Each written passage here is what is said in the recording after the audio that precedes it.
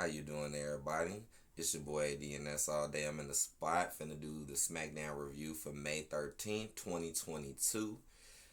Well, this show was decent. It wasn't that bad actually. I mean, it is SmackDown, so this review is probably finna go kind of quickly, but hey, let's get to it. So it started off with Zayn addressing RK Bro on behalf of the Bloodline. So that's what my last community post that I had wrote was about, because it started off with RK Bro in the ring, and they were basically now saying that they're coming for the tag belts, which is so crazy because at first it was Roman telling the Usos to go get them, and then he made it the 3-on-3 tag. Now Orton and them are like, no, now we want the belts now. So that's pretty crazy. But then Sammy comes out with a bloodline shirt on, which was like what the hell? Like, is this dude with the bloodline? I forgot that he was messing around with them as of lately and trying to act like he wanted to be a part of the bloodline. So he came to like speak on their behalf, and then he ended up getting thrown in a match with Riddle. So I'm like, okay, what's gonna happen here? Don't tell me Sammy gonna get a win over him, but Riddle ends up picking up the win though. Let me see. It says Raw Tag Team Champions RK Bro come to SmackDown looking for the Bloodline, but instead get a run in from the Master Strategist. Catch WWE. Oh wow, really?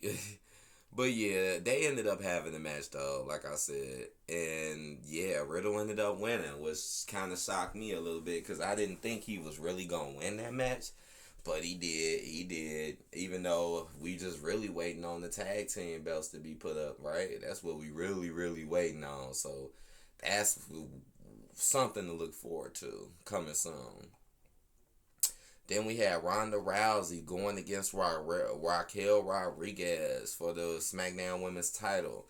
So Ronda, she won the belt at Backlash, so she had her little time to stunt, and then she said she wanted to be a fighting champion, and then she offered a match to anybody who would come out, and look who comes out, Raquel Rodriguez. Oh, someone who clearly is getting a major push out of nowhere. Like, why is Raquel getting so hard of a push?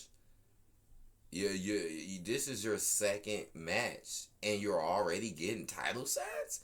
Like, I already know it was an open invitation, but at the same time, it's like, come on now. We already know that she was chosen to go out there and go do the match. This Raquel girl. And then what make it even worse is they kept selling it like, oh yeah, Ronda, she's really getting beat. I already knew it before it happened. I'm like, why say they let Raquel actually work Ronda and actually do good? And I was also knowing too, like, watch how they sit there and try to save her in some type of way. Because they were acting like Ronda was still hurt from the night before, so that's why she was getting it in on her, which she kind of was. And then how did Ronda win with a simple roll up, which kind of protects Raquel. So you can't make Raquel quit. You can't do all of that. But Raquel gets rolled up. And then after the roll up, here's a handshake. Like, yeah, Raquel is definitely getting a forced push. It definitely. Happy Corbin breaks Andre the Giant Battle Royal trophy over Madcap Moss. Now this was crazy, man. So what happened? What happened? I'm trying to think who came in the ring first. Right, in the wake of his victory over Happy Corbin at WrestleMania Backlash, Madcap Moss suffers a brutal assault at the hands of the Big Bad Wolf. Where did they be coming up with these names at? I never heard him called that. But anyways, though, so I think Madcap was in the ring, right? He stole the trophy, right? I kind of forget who was in the ring first, or was it a match? Damn, I kind of forget now. But just know that Happy Corbin came out of nowhere and assaulted him, and he basically did him like how they did Drew McIntyre when they wrapped the chair on his neck and hit the chair with the big heavy object. Well, that's exactly what he did, except he used the big heavy trophy. So yeah, man, Madcap might be gone for a while. And then that paramedics and everything had to come out, and then Happy he was just walking off like laughing at him. So apparently he is still Happy Corbin. And he was just walking off laughing at their ass. It was pretty crazy.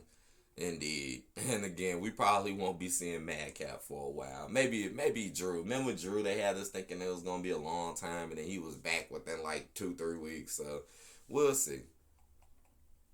Then we had Sasha Banks going against Naomi. Right, so okay, now this was the women's tag match that I've been talking about. Cause I'm like, ain't nothing been going on with these singles matches, and they just keep running through Shayna and Natalya. So they finally had their tag match for the titles. And yeah, Sasha and Naomi won. So all that stuff that Shayna was talking didn't mean nothing. Ain't nothing happened. They didn't lose nothing. And I'm actually kind of happy that they beat them. So now we can get something new. Like, what's the next competition that's going to be coming for those belts, right? But hey, Sasha and Naomi do their thing. Yeah, you had Butch beating Kofi. A lot of the stuff is getting a little repetitive though, and I know, but this was a slight mix up because I don't think we had Butch actually go against Kofi. We had him going against Xavier, so he went against Kofi this time. They had a match, and Kofi ended up losing because of an interference. I think Sheamus or one of them interfered, and it distracted him, and it allowed Butch to hit him with his finisher, which was a crazy finisher. I don't know what the hell to call that. But yeah, Butch ends up getting the win. But the crazy part is that after he won, he still wilds out and trips and start losing his mind and jumping in the crowd again. So that was kind of wild too. So it's like, okay, so if you lose your mind. If you win, you lose your mind. Like, what in the world is really going on? But hey, that's Butch. And then we had the Usos and RK Bro, right, set a date for the winner. Take all tag team title unification match. Now that's the match we want to see, we want to check out. And so basically they were out. Roman was with them. RK Bro, as you can see, they were talking. They were basically talking about coming to get the titles.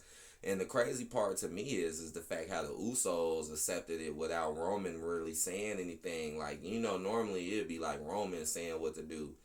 But it was the Usos who was like, oh, no, we good. We gonna do it. We gonna get them belts. So this match, I think, is set for next week.